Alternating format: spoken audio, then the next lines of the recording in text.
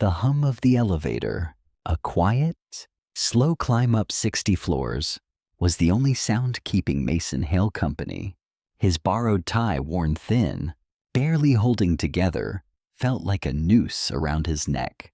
34 years had carved deep worry lines into his face, deeper than the calluses on his hard-working hands. Those same hands, once so sure they could fix anything, now shook with the unbearable weight of a debt he could never pay alone.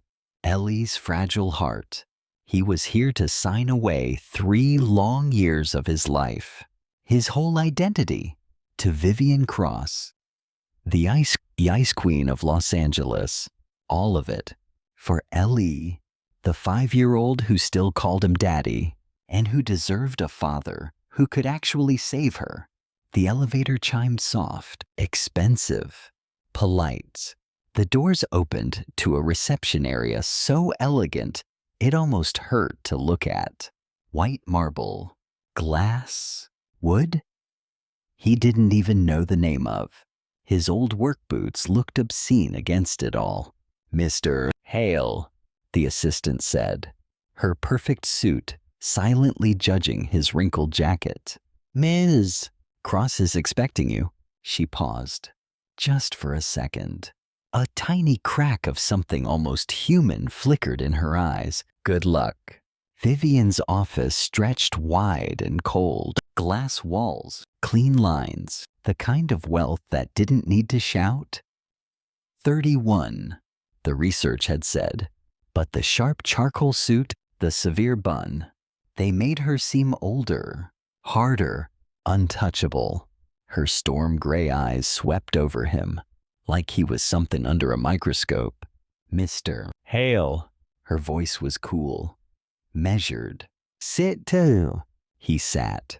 Every instinct screamed at him to run.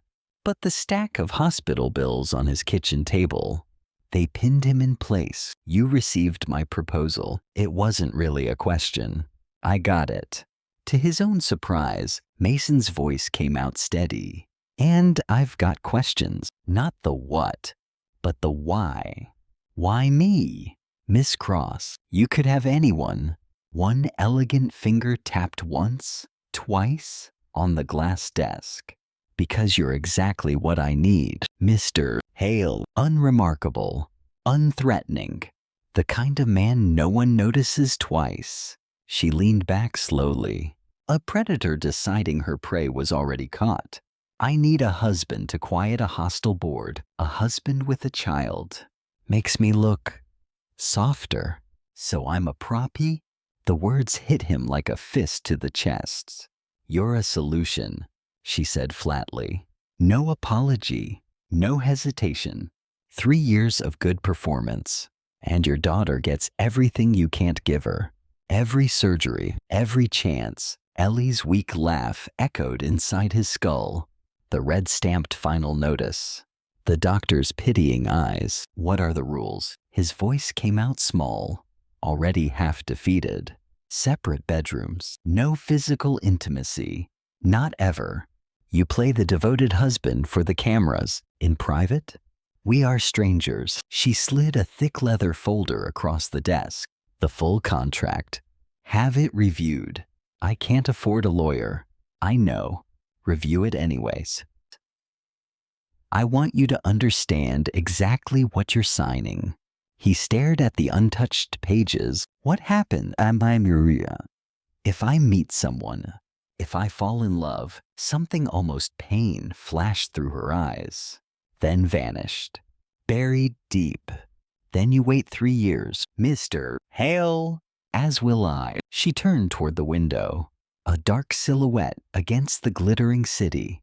"Neither of us is here for romance. You need money. I need armor. It's a transaction. A transaction. His entire life, his soul, reduced to a line item. But Ellie, when do you need an answer? Tomorrow? 9 a.m. She extended her hand formal. "Cool."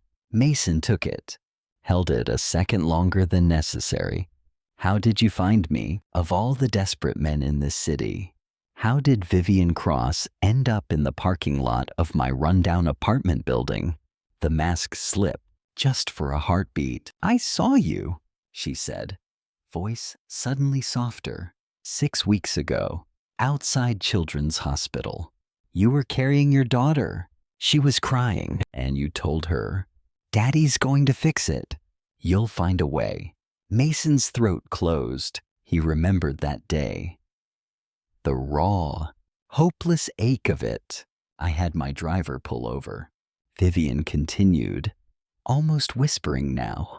I watched you buckle her into that old truck. The one held together by rust and hope. You were so gentle. And then you sat in the driver's seat, and for 20 minutes, you cried. Her hand slipped free from his. I know everything about you. Mr. Hale! Your credit, your jobs, the way you read to her every single night. I needed someone who wouldn't try to use me. Someone who would do anything for his child.